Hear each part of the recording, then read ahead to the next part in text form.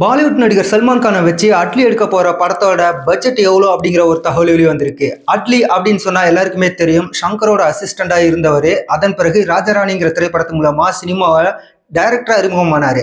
அடுத்தது தெரி, பிகில், மெர்சல் அப்படின்னு விஜய் வச்சு சூப்பர் ஹிட் படங்கள்லாம் கொடுத்துட்டு வந்தவர். பாலிவுட்ல போய் காலடி வச்சாரு. ஜவான் அப்படின்னு சொல்லி ஷாருக் கானை வச்சு படம் எடுத்தாரு. Mega hit, black Bastar hit ஆச்சு. 1000 கோடி ரூபாய்க்கு மேல கடந்து அது வேற லெவல்ல அட்லி பிரபலமானாரு.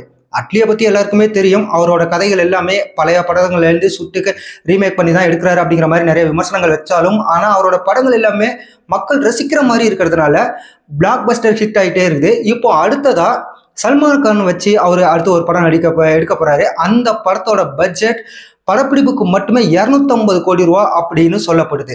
இது இல்லாம சல்மான் கானோட சம்பளம், அப்புறம் டைரக்டரோட சம்பளம், மியூசிக் டைரக்டர் இப்படின்னு சொல்லி அவங்களோட சம்பளம் எல்லாம் சேர்த்தா கண்டிப்பா 500 கோடி ரூபாய்க்கு மேலதான் இருக்கும் அப்படின்னு ஒரு தகவல் வெளியாயிருக்கு.